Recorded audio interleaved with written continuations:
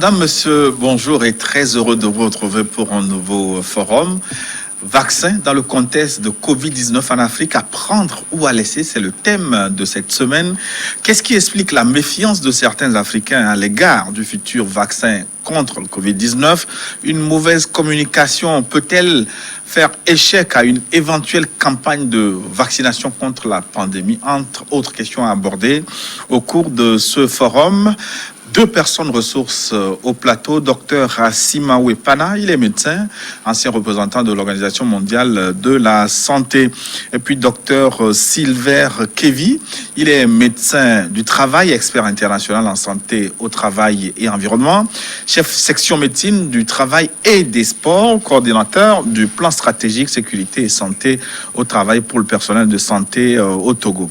Voilà le décor planté, le débat tout de suite.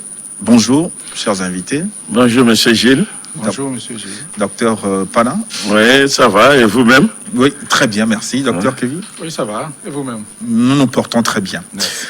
Alors, donc, je voudrais, pour commencer à comprendre le contexte de l'élaboration d'un vaccin et surtout, pourquoi dans le cadre, dans la riposte contre une pandémie, on choisit toujours de prévenir plutôt que de guérir. Pourquoi il est plus facile de faire un vaccin qu'un sérum dans le contexte des pandémies? Docteur Pana, je commence avec vous. Merci beaucoup, Gilles, pour cette question qui est d'actualité dans cette lutte contre la pandémie de la Covid-19. Il est important quand même de revenir un peu pour situer le contexte et parfois aussi rappeler quelques principes pour que les gens comprennent mieux ce que nous allons dire par la suite. Quelles sont les phases d'élaboration des vaccins? Parce que ça, c'est capital. Alors, pour faire ou développer un vaccin, il y a globalement 4 phases. La première phase étant une phase qu'on appelle la phase d'exploration et la phase d'essai préclinique. Ça veut dire quoi? Ça veut dire que j'ai l'intention de fabriquer un vaccin. Je vais au laboratoire, je commence par manipuler plusieurs substances, je les essaie, puis maintenant je passe sur les animaux, notamment la souris, le lapin, et en dernier ressort les singes. Vous savez que certains singes, certains primates ont un génome qui est presque commun à nous les hommes. Donc cette phase-là, on l'appelle phase préclinique, etc., etc. Et ça se passe essentiellement au laboratoire. Maintenant, la deuxième grande phase, c'est ce qu'on appelle les phases cliniques, d'essais cliniques. Et cette phase clinique, qui se passe généralement chez l'homme, contient 4 phases. La première phase dure de 1 à 2 ans, cette première phase-là. Et cette phase a pour objectif de pouvoir vérifier l'innocuité, c'est-à-dire que le vaccin n'a pas d'effets très graves sur la santé, les effets secondaires de ce qu'on propose comme vaccin, la tolérance par l'organisme et enfin le niveau de réponse immunitaire de ce candidat vaccin. Ça, c'est la phase 1 qui dure 1 à 2 ans. Nous avons la phase 2. La phase 2 est subdivisée en 2 phases également. La phase 2A qui va de 1 à 2 ans également, et qui consiste à répondre et vérifier encore ce qui était vérifié dans la phase 1, mais pour ajouter quelle est la dose qu'on pourra utiliser dans la phase 2A. La phase 2B, appelée encore preuve de l'élaboration de vaccins, dure de 2 à 5 ans. Alors, cette phase-là, au cours de cette phase, on explore la durabilité de la protection immune lorsqu'on va utiliser ce vaccin. On étudie les stratégies de l'utilisation, notamment la dose, le moment où il faut vacciner la personne, et puis la fréquence, les populations, les cibles, etc., etc. Donc cette phase B-là, qui dure de 2 à 5 ans, elle consiste à vérifier tout ceci. Puis on va, et au cours de cette phase 2, A et B, on utilise un petit nombre de personnes volontaires sur qui on fait ces essais-là. Puis maintenant, quand cette phase 2A et 2B sont conclues, on passe à ce qu'on appelle la phase 3 d'essai clinique. Et cette phase clinique consiste à pouvoir vérifier le bénéfice du vaccin par rapport au risque qu'on peut avoir, son efficacité, les conditions de précaution et les précautions à prendre, puis maintenant la demande de l'autorisation de mise sur le marché qu'on appelle communément AMM. Vous voyez? Donc c'est la phase effectivement qui permet de pouvoir dire bon, maintenant on a vérifié tout, on peut aller vacciner les gens. Et cette phase 3 dure de 3 à 5 ans.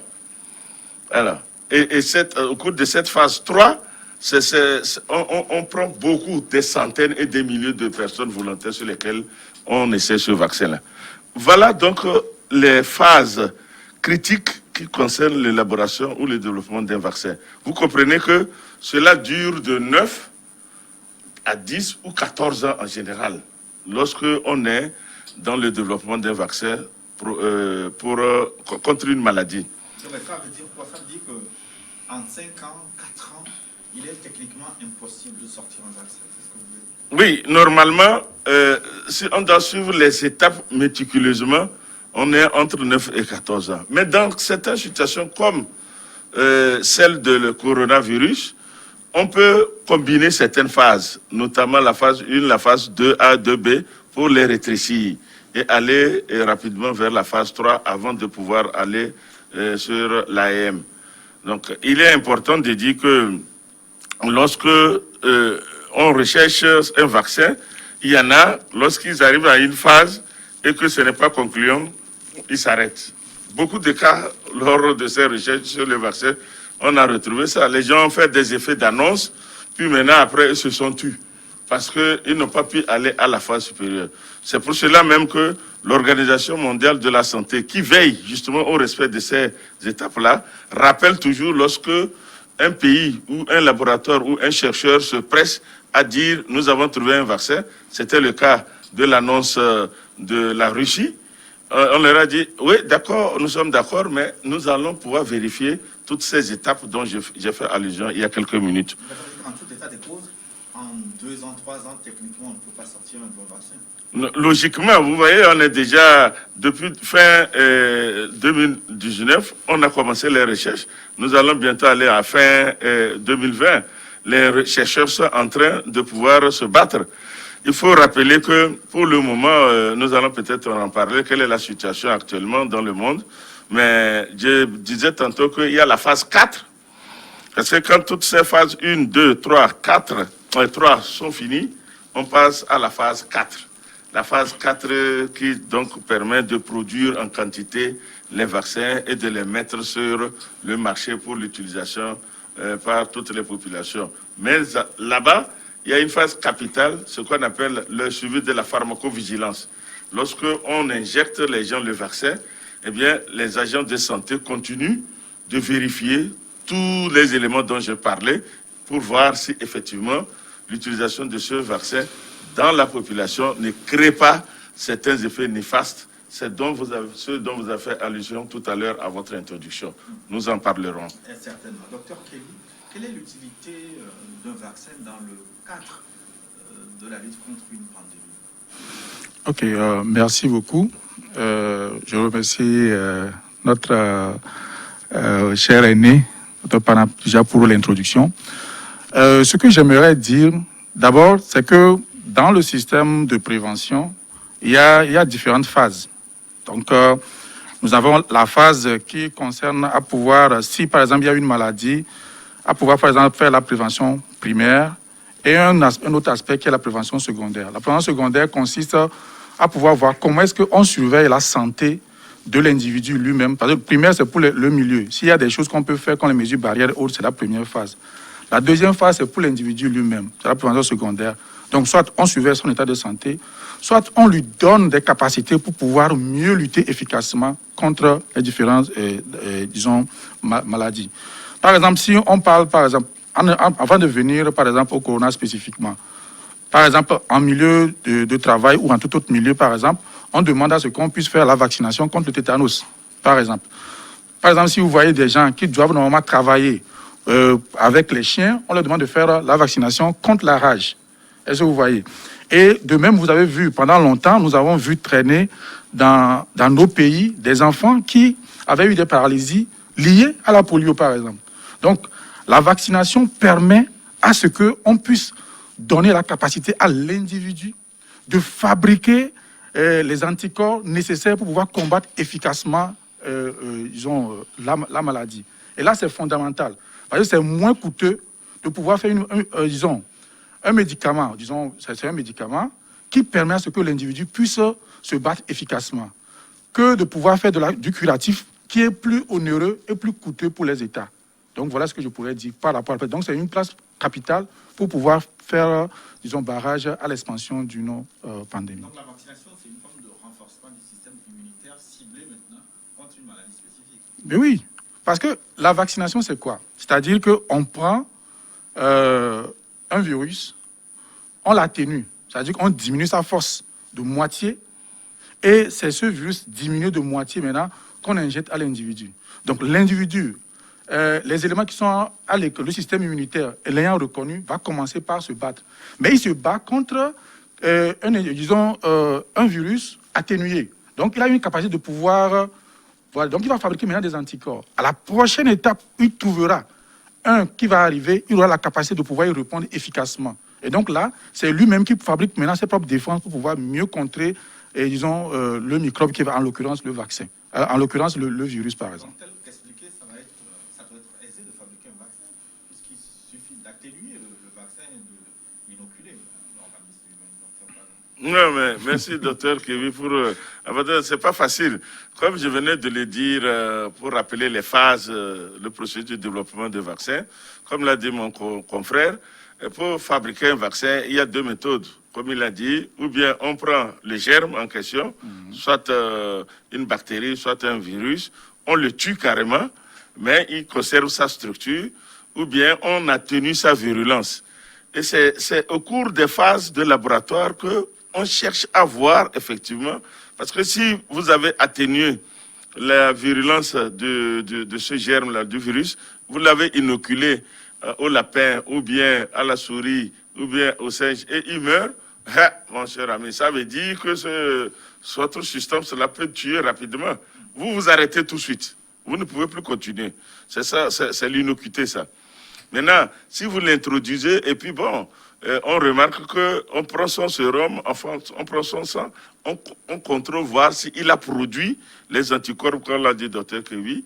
Eh bien, on remarque qu'il n'y a pas beaucoup que le corps a produit. On s'arrête là. Ça veut dire que votre candidat vaccin n'est pas capable de stimuler la fabrication des gendarmes qu'on appelle les anticorps dans le corps pour combattre justement le germe lorsqu'il va être atteint par une personne. Mais est-ce que vous partagez l'explication du docteur Kévi qui disait tantôt qu'il est moins onéreux de produire des vaccins plutôt que d'entamer le processus de fabrication de médicaments curatifs? Moi, je ne pense pas que c'était l'idée. Et il voulait dire que la prévention est moins chère. Vous savez, c'est un dicton, hein? C'est un dicton. Il vaut mieux prévenir que de guérir. Et il a vraiment fait allusion à toutes les étapes de la prévention. Ouais, c'est pour ça même que dans la lutte contre certaines maladies, notamment le paludisme qui tue beaucoup de gens chez nous, on dit qu'il vaut mieux prévenir en dormant sous moustiquaire imprégné pour ne pas être piqué. Vous voyez, non? Ça, c'est déjà la prévention. Ouais.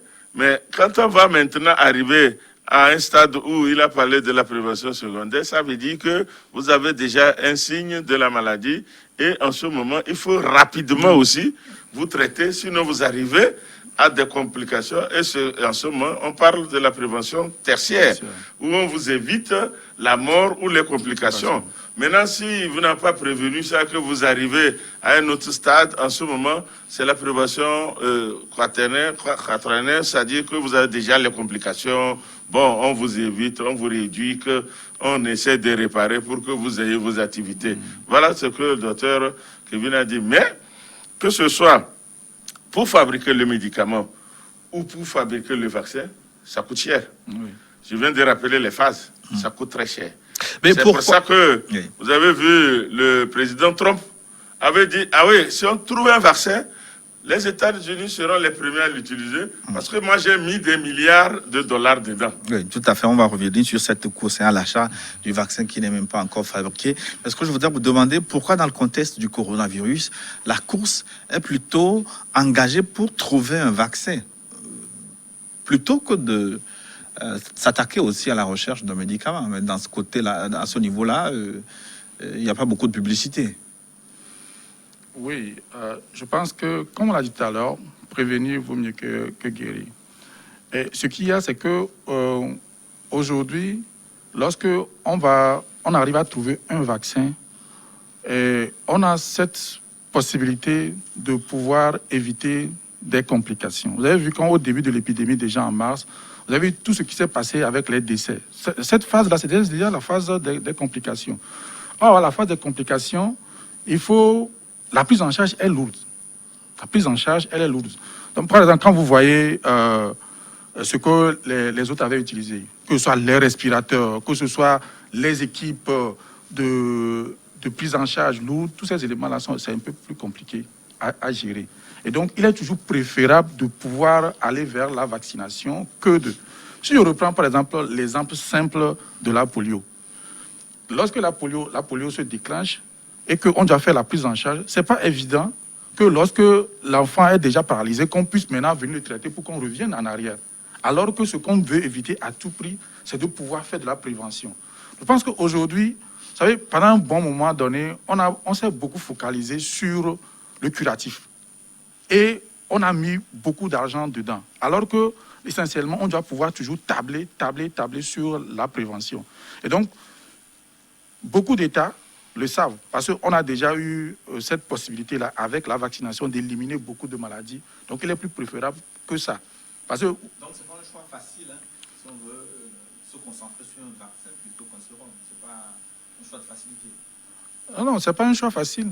Ce n'est pas un choix facile, mais ce qu'il y a, c'est que lorsqu'il y a des personnes déjà qui sont atteintes, il faut faire tout pour que, au moins, ces personnes-là, ça ne puisse pas s'aggraver. Maintenant, avant cela, c'est-à-dire dans le processus, il faut dans le même temps, puisque vous avez vu que la pandémie, ça s'est propagé, dans le même temps, il faudrait tout faire de manière à ce qu'il y ait un vaccin pour qu'on ne puisse pas aller vers toute cette prise en charge qui est lourde. Vous imaginez que cette maladie puisse se propager de la manière dont on l'a vu dans la population africaine. Vous imaginez comment est-ce qu'on va faire cette prise en charge-là? On va prendre des médicaments dans chaque foyer, dans chaque village, ce sera vraiment compliqué. Voilà.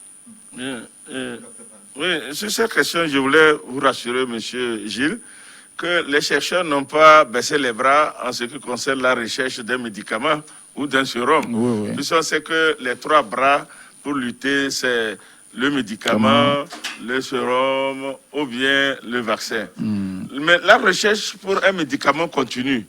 Aujourd'hui, nous avons décliné le processus d'élaboration d'un vaccin, mais rassurez-vous aussi que le processus de fabrication d'un médicament suit la même logique. Voilà. Donc, les laboratoires sont en train aussi de chercher. Mais il faut savoir qu'il y a ce qu'on appelle l'effet d'annonce. C'est pour ça que sur le plan international, les gens se bousculent. Je veux être le premier à trouver le médicament. Je veux être le premier à trouver le vaccin. Je vais être le premier à trouver le sérum qui peut anéantir la Covid-19. Ça, c'est normal, c'est le problème de l'homme. Que ce soit les politiques, que ce soit les économies, que ce soit les laboratoires, que ce soit les scientifiques. Chacun, quand il arrive à un stade, il est pressé d'aller dire... Alors que l'OMS rappelle toujours que les gens font ces effets d'annonce-là, il dit, attention, nous n'avons pas encore vérifié toutes les étapes de votre processus de fabrication de médicaments ou de vaccins. Ce qui fait qu'aujourd'hui, certains laboratoires, certaines firmes ont pris quand même conscience et ils ne vont plus sur les médias pour annoncer n'importe comment qui sont à cette phase de fabrication d'un médicament ou d'un sérum. Justement, je voudrais profiter pour vous demander si vous avez des idées précises sur la situation de fabrication des vaccins. Aujourd'hui, beaucoup de pays se sont engagés, la Chine, l'Angleterre, la Russie, les États-Unis, la France, et même en Afrique, certains pays, il me semble, l'Égypte aussi. Il y a eu beaucoup de candidats à la recherche d'un vaccin. Où en sommes-nous aujourd'hui? Les plus optimistes sont à quelle phase? Oui, très bien, merci pour cette question. actuellement, nous avons, l'OMS a enregistré environ 140 candidats vaccins, 140 dans le monde, qui sont d'autres à la phase préclinique, d'autres à la phase de laboratoire, etc., etc. Ça, ce sont des candidats vaccins. Parmi les 140, il y a au moins 25 environ qui ont atteint quand même un niveau acceptable de ce que nous pouvons appeler, pour aller à la phase 1 ou la phase 2A. Ouais. Mais il y a au moins sur les 25, 4 candidats vaccins reconnus par l'OMS qui peuvent aller maintenant à la phase 3 dont j'ai parlé, les essais cliniques. Et les 4 candidats vaccins, il y a un candidat aux États-Unis avec le laboratoire Moderna, il y a 2 qui sont en Chine, et puis il y a un candidat vaccin en Angleterre avec l'université d'Oxford. Donc aujourd'hui, nous pouvons dire que réellement, il y a 4 sérieux candidats qui se sont lancés dans la phase 3, mais qui n'ont pas encore fini cette phase-là. Il est important de le souligner. Donc, la Russie avait fait un effet d'annonce, et l'OMS avait réagi pour dire « Ok, c'est bon, mais nous, on veut que vous nous donniez les preuves de tout le processus que nous exigeons pour que vous alliez à la phase 3 et puis maintenant, peut-être aller à la phase 4. » Je dois préciser que parmi ces exigences, il y a la sécurité, Dr Kevi en a parlé, il y a l'efficacité du vaccin, et puis il y a aussi la qualité. Si vous devez faire un vaccin où il faut, par exemple, 25 millilitres, vous comprenez que pour aller vacciner une population, il vous faut des conteneurs. Donc, et vous avez parlé de quelque chose sur lequel peut-être on va revenir, l'acceptabilité de la population. Ça, c'est extrêmement important. On peut avoir un vaccin aujourd'hui qui puisse passer toutes les étapes dont j'ai parlé en termes de développement, mais si les gens ne l'acceptent pas, le vaccin ne pourra pas être utilisé. Justement, dans la seconde partie de cette émission, on reviendra largement sur les réactions des gens, les appréhensions par rapport à l'éventuel vaccin. Mais docteur Kevich, ce que je voudrais vous demander maintenant, docteur Pana a parlé du nombre de candidats au vaccin, 140, c'est beaucoup. Dans le contexte de cette pandémie, pourquoi n'a-t-on pas choisi de mutualiser les efforts pour trouver au niveau mondial un vaccin contre cette pandémie, dès lors que nous sommes dans l'urgence? Pourquoi chacun veut y aller de son côté?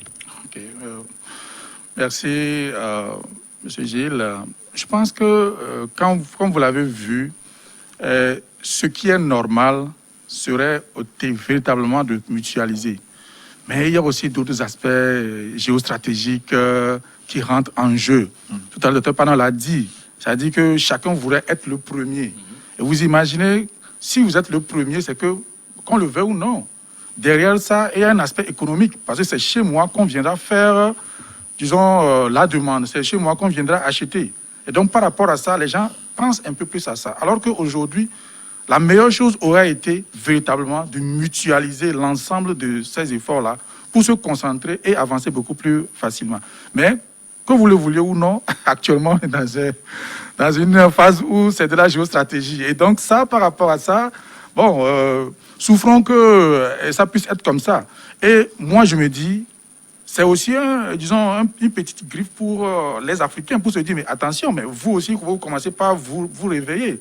À votre niveau, vous pouvez normalement, si vous ne pouvez pas faire une mutualisation au niveau du plan international avec les autres, vous pouvez au moins mutualiser les efforts chez vous en Afrique pour pouvoir commencer avec quelque chose. Je pense qu'on reviendrait un peu sur ces aspects-là dans la seconde partie. Docteur Pana, il me semble que c'est l'OMS qui aurait dû être, comment on va dire, le ferment. Oui, pour mutualiser les Je crois que l'OMS les énergies. Non, de ce côté, l'OMS a joué pleinement son rôle. Mais comme l'a dit Dr Kevi... Sauf qu'elle n'a pas obtenu les résultats. Non, mais comme je l'ai dit toujours sur les médias, les gens ils signent des papiers et après, dans l'application, ils font autre chose en se cachant sous la bannière de la souveraineté.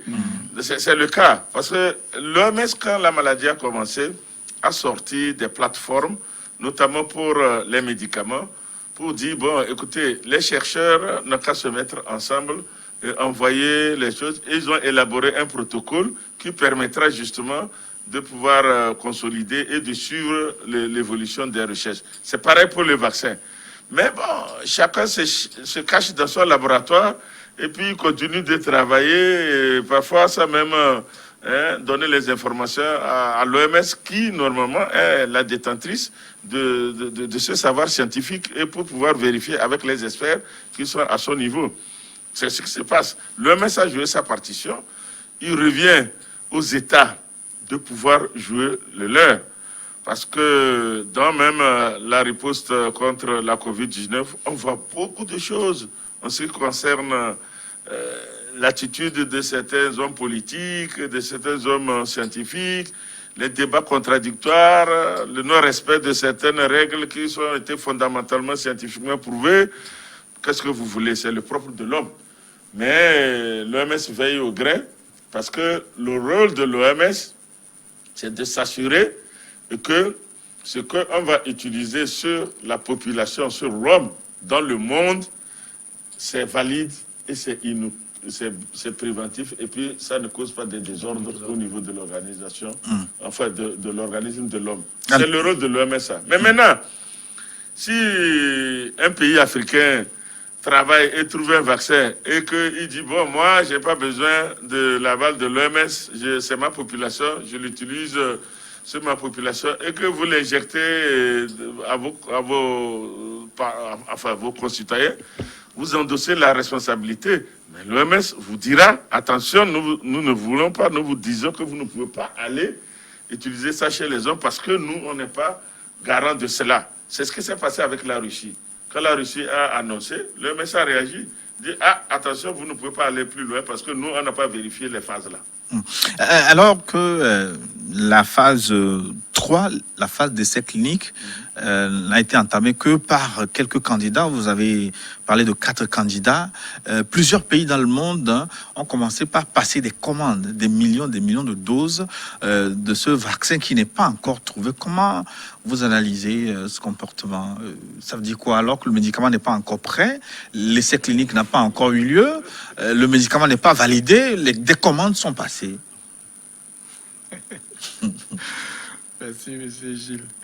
Je pense que tout à l'heure, le docteur Para vient de parler de quelque chose. C'est-à-dire que c'est le comportement de l'homme. Et puis, je reviens toujours sur cet aspect de géostratégie. Donc, vous voyez que c'est comme si des gens s'alignent. Et puis, vous devez voir, même les commandes, ceux qui passent les commandes,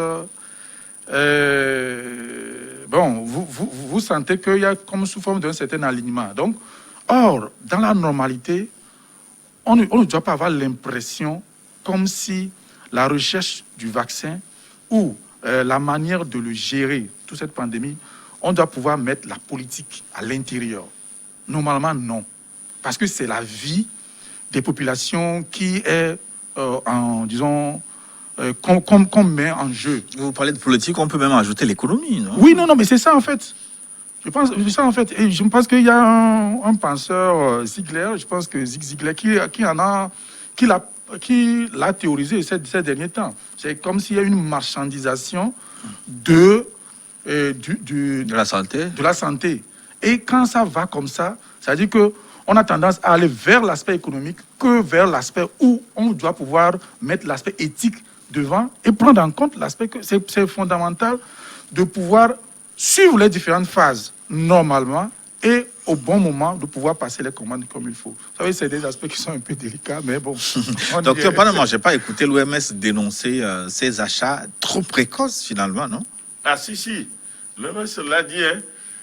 Quand par exemple le président américain, lorsque le laboratoire Sanofi, Moderna aux États-Unis avait réagi, et Sanofi aussi. Vous avez vu que la France a réagi énergiquement, mais l'OMS a réagi. L'OMS a dit, écoutez, tout le monde, mettez la balle à terre. On n'a pas encore trouvé le vaccin. Même si on trouve le vaccin, il y a une politique au sein de l'Organisation mondiale de la santé, signée par les 194 pays, qui dit que lorsqu'il y a une épidémie, il y a une pandémie, et que vous trouvez un vaccin, vous trouvez un médicament, tout de suite, on doit pouvoir signer l'accord pour que cette invention-là devienne pour tout le monde. Parce qu'en temps normal, lorsque vous trouvez un médicament ou un vaccin, il y a un temps où on vous laisse détenir ce qu'on appelle le brevet de la propriété intellectuelle. Puis maintenant, ça peut passer pour tout le monde, vous donnez la formule à tout le monde pour produire. Mais dans ces cas précis de pandémie et d'endémie, de pandémie et d'épidémie, les clauses disent que rapidement, vous devez accepter de mettre cette formule-là à la disposition de tout le monde pour pouvoir fabriquer en quantité suffisante ce vaccin. Mais est-ce que cette clause est acceptée par tous les pays? Mais c'est ça que l'OMS essaie de défendre. Comme je l'ai dit plus haut, vous avez vu même dans la lutte, quand on prend certaines mesures, les autres disent « Ah non, non, non, ce que l'OMS dit, nous, on ne veut pas suivre ça. » Alors qu'ils ont signé. Ils ont signé. C'est ça la problématique dans la mise en œuvre de certaines politiques sanitaires. Sur ce plateau, un jour, j'avais donné l'exemple du choléra, où la réglementation sanitaire internationale impose au pays de dire, quand une épidémie a éclaté dans leur communauté, de dire ça à l'OMS. Mais il y en a, comme il a dit Dr Kebi, ils vont dire, ah, si nous on déclare ça, les gens ne vont pas venir chez nous, si notre économie va prendre un coup, sans oublier l'impact sanitaire que cela a. Donc il vaut mieux rapidement dire, et maintenant, on arrive à se construire le mal, que de se mettre sous la bannière de la souveraineté et de dire, bon, nous, on ne déclare pas pour le moment. L'OMS n'a pas, malheureusement, une arme coercitive pour obliger les États à faire certaines choses. Mais comment vous comprenez ces commandes qui sont passées alors que le médicament n'est pas encore trouvé? À quel prix, d'ailleurs, ces fameux vaccins sont achetés Mais non, il n'y a pas de prix pour le moment. Oui, les gens disent... On ne peut pas passer commande sans... Comme je l'ai dit, c'est le propre de l'homme. Hein. Monsieur Gilles, lorsque la fête arrive là, il faut observer, hein, les gens commandent... Ah, il appelle quelqu'un, ah d'abord, il faut me réserver 2 moussons. Il faut me réserver 5 pentades. C'est l'effet de l'homme. Donc il veut être le premier à pouvoir avoir la marchandise à un prix raisonnable avant que tout le monde ne puisse avoir accès. C'est l'effet de l'homme, c'est le propre de l'homme. Vous voyez, c'est ça.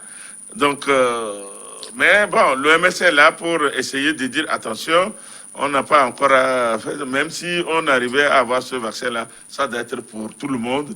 Et le prix, à la phase 4 du développement, justement, c'est l'une des phases critiques de la phase 4, parce qu'il faut négocier, la phase 3 et la phase 4, il faut négocier le prix pour qu'il soit bas. Parce que si, vous vous rappelez, quand on a trouvé le vaccin, l'HPV, contre le papillomavirus du col utérin, eh bien, c'était très cher, hein?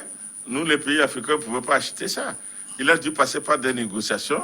Et ceux qui étaient devant, c'était Gavi et l'OMS, pour pouvoir réduire drastiquement le prix pour que ce vaccin soit à la portée des pays africains que nous sommes.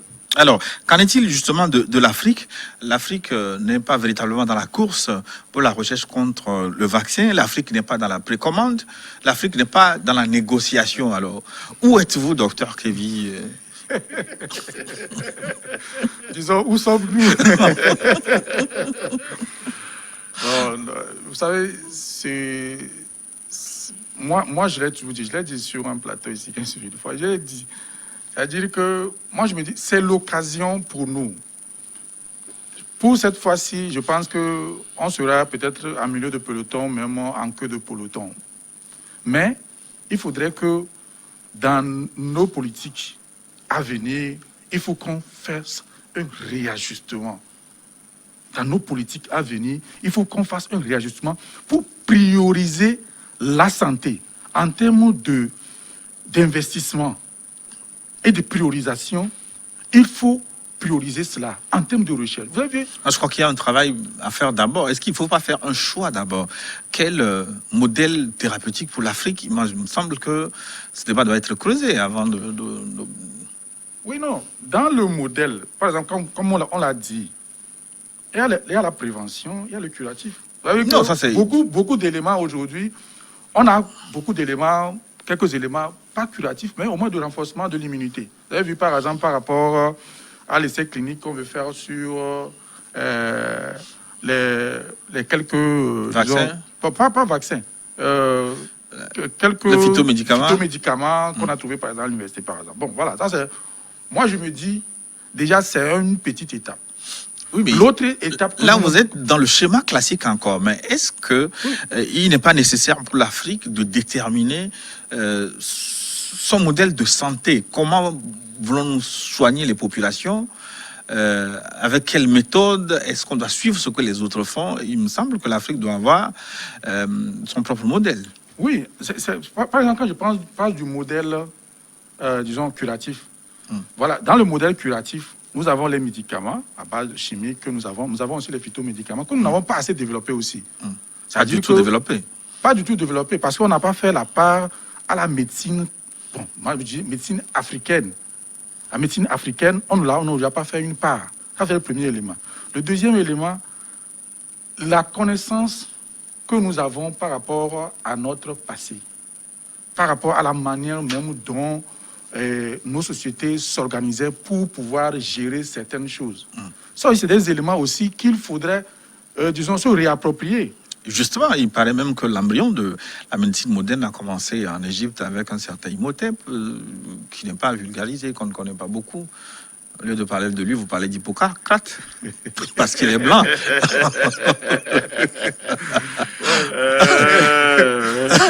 C'est pour dire aussi par rapport à ça, c'est que c'est un élément, je l'ai dit, c'est un élément de géostratégie. En géostratégie, c'est que chaque État, chaque individu prend un certain nombre de moyens pour pouvoir assurer sa propre pérennité ou, disons, son hégémonie par rapport à une situation donnée. Oui, chaque État, sauf les Africains. Oui, mais c'est le moment où jamais pour nous, en tant qu'Africains, de pouvoir nous lever. Regardez combien de personnes ont assez d'argent ou qui sont là et qu'on n'arrive pas à le diriger vers la recherche, par exemple. Et donc, par rapport à ça, il faut, moi je l'ai dit, il faut que les Africains puissent faire un état général, les états généraux de la santé en Afrique, qu'on puisse se rasseoir et pouvoir dire, mais qu'est-ce que nous priorisons? Même aujourd'hui, même si on prend les aspects, par exemple, spécifiques liés aux phytomédicaments, mais aujourd'hui, la biotechnologie, combien de pays ou d'universités à qui on donne les fonds nécessaires pour pouvoir faire ces recherches-là. Quand on parlait, par exemple, quand le docteur parlait de Moderna, Moderna, c'est quoi? Moderna, c'est un petit laboratoire à l'intérieur d'une université qui, après une recherche, ils ont trouvé un certain nombre de vaccins et autres. Et après, ils ont transformé ça en entreprise. Est-ce que vous voyez? Nos universités, ils ont quel appui? Et ça, c'est fondamental. Et je pense que ça, aujourd'hui, c'est un défi pour nous, en tant qu'Africains, de nous repositionner. Et de repositionner ce que nous allons prioriser en termes d'investissement. Et ça, je pense que on ne va pas arrêter le débat ici, mais ça demande que véritablement les politiques puissent se réapproprier cet élément et de savoir que la santé, c'est hautement stratégique. Vous l'avez vu, cette bataille-là qui s'est menée à un haut niveau par rapport à ça, c'est hautement stratégique et donc il faudrait maintenant se réapproprier ces éléments-là. Docteur Parent, les Africains, ostensiblement, on sait que ce sont eux qui ont plus de problèmes à résoudre, mais ce sont eux qui dorment encore le plus. Pourquoi beaucoup ont démissionné de la réflexion? Monsieur Gilles, je crois que mon confrère a largement abordé cette question. Elle mérite, si nous devons la débattre, on peut la débattre même des jours. Parce que ce n'est pas seulement dans la santé, c'est dans beaucoup de domaines. Mais comme on parle de la santé, il a dit quelque chose de très important. Dans tout développement, c'est la politique qui prime. C'est-à-dire la question que les dirigeants doivent se poser, qu'est-ce que je veux de mon peuple? Qu'est-ce que je veux de ma population? La première réponse, je veux assurer que ma population est en bonne santé pour pouvoir participer au développement que je prône en tant que dirigeant. Ok? La deuxième des choses, c'est de donner les moyens pour que les gens puissent être en bonne santé. Écoutez, quand nous disons ça, les gens disent oui, vous parlez de ça parce que vous êtes de la santé. Non, Je peux être forgeron, je peux être menuisier. Si je ne suis pas en bonne santé, je ne peux pas produire, Monsieur Gilles. Si vous n'étiez pas en bonne santé, je ne suis pas sûr que vous seriez en face de nous en train de pouvoir réfléchir, en train de poser ces questions très, très importantes. La recherche, les gens, l'OMS, l'Organisation mondiale de la santé, a mis ça dans les politiques. On a fait plein quand j'étais là-dedans. Plein. Mais les Africains, comme je l'ai dit, je le répète encore, malheureusement, nous sommes atteints d'un virus. Quand on va en signe, on revient, on dort sur nos lauriers, et c'est quand on nous réveille que patatran, on dit « Ah oui, oui, oui ». Même quand on nous pose la question « Où est-ce que vous en êtes ? Vous étiez sur ce processus-là ». Parfois, on n'est pas en mesure de donner des réponses. Et on est aussi, parfois, enclin à critiquer pour critiquer. Mais c'est dû à quoi? La faiblesse des États africains, la paresse des élites. Mon frère, en tout développement, les mots-clés de tout développement, y compris le développement sanitaire, c'est le leadership et la gouvernance. Ça se résume à ces deux mots. Leadership, gouvernance. Full. En parlant de la recherche, vous ne pouvez pas, c'est pas qu'on n'a pas des gens intelligents, ce n'est pas qu'on n'a pas des gens qui peuvent aussi faire la recherche fondamentale. Souvent, quand on parle de recherche, les gens pensent qu'il faut découvrir comme Pasteur, comme Féline, tout ça là. Non, non, non. Il y a ce qu'on appelle la recherche-action. Vous avez un problème, vous faites la recherche et vous trouvez la solution pour appliquer cela. C'est à ça d'abord qu'on doit aller. Maintenant, pour la recherche fondamentale, comme les Blancs le font chez eux là-bas, il nous faut des grands laboratoires. On n'en a pas. Essayez d'aller dans nos universités là-bas. Vous allez voir quel type de laboratoire on a. Parfois, ça fait pitié de regarder dans un laboratoire qui est vieux de 10 ans, 15 ans. Il peut faire quoi? Vous avez quelques souris quand même. Quelques souris, bon, peut-être quelques souris qu'on attrape de là. Pour qu'on puisse faire la recherche, il y a 3 éléments fondamentaux. La première des choses, c'est d'avoir un plateau technique adéquat pour la recherche. La deuxième, c'est d'avoir les ressources humaines bien formées pour faire la recherche. La troisième, c'est de financer. Je rappelle la fois dernière que nos chercheurs de l'université de Lomé, ils ont fait une réunion et ils ont dit, bon, nous sommes à une étape où il nous faut de l'argent. Je crois que si mes souvenirs sont bons, étape essai clinique pour le futur médicament. Quelque chose comme exactement. Ça. Voilà.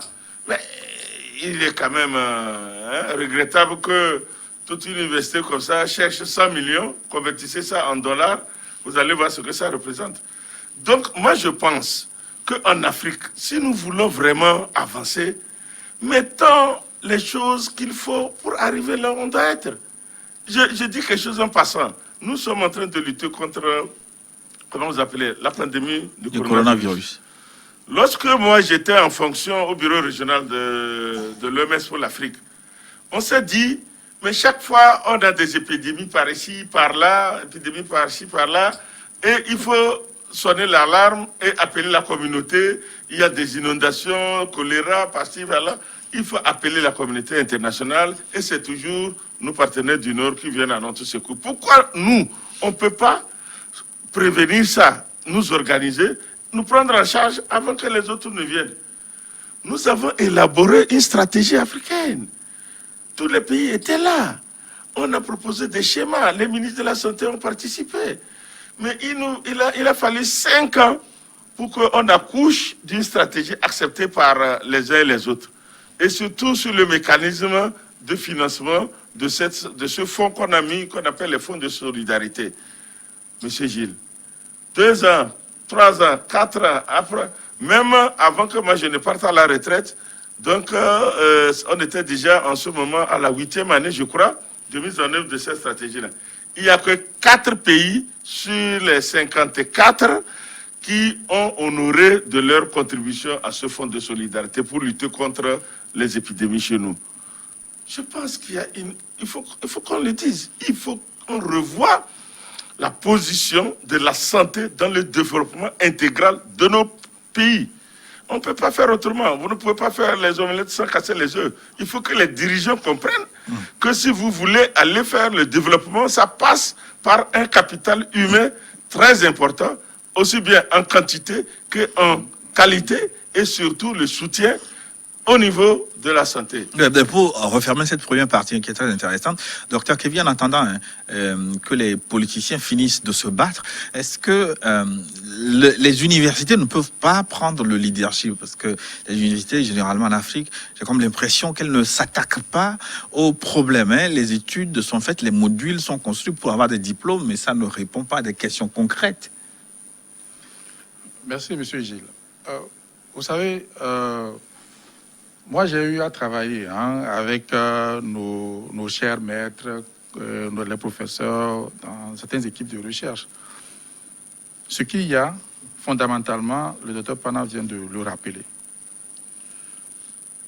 En Afrique, il y a de la bonne volonté. Il y a même des gens, il y a même des chercheurs qui sont des renommés, mais pas ici, mais de l'autre côté. Très, très, très, très bien. Mais qu'est-ce qui se passe? Le plateau technique n'est pas là. Or, le plateau technique, c'est quoi?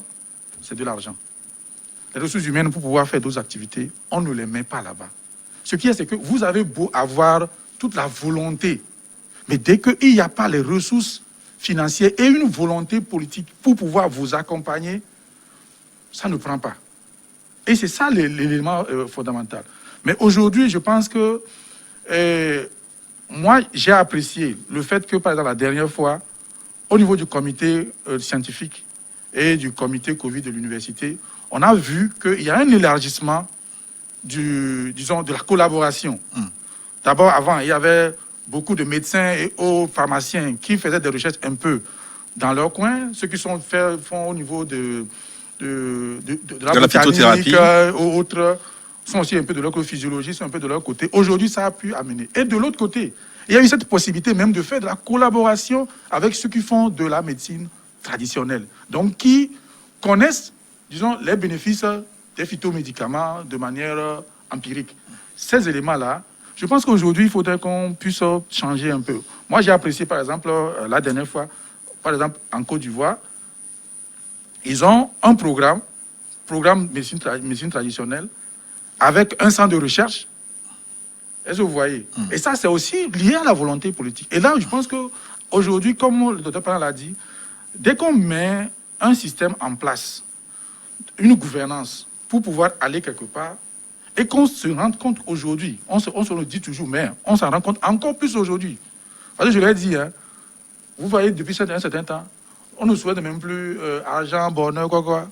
À la nouvelle année, on souhaite la santé. Et donc, ça veut dire qu'aujourd'hui, dans l'application, c'est zéro. Donc, il faut reprioriser dans nos pays africains ces aspects liés à la santé. Avec ce réveil dans certaines universités en Afrique à la faveur de l'émergence de la pandémie du coronavirus. On va marquer une pause pour une nouvelle édition du journal. On se retrouve dans une dizaine de minutes pour la seconde partie de l'E-World Forum.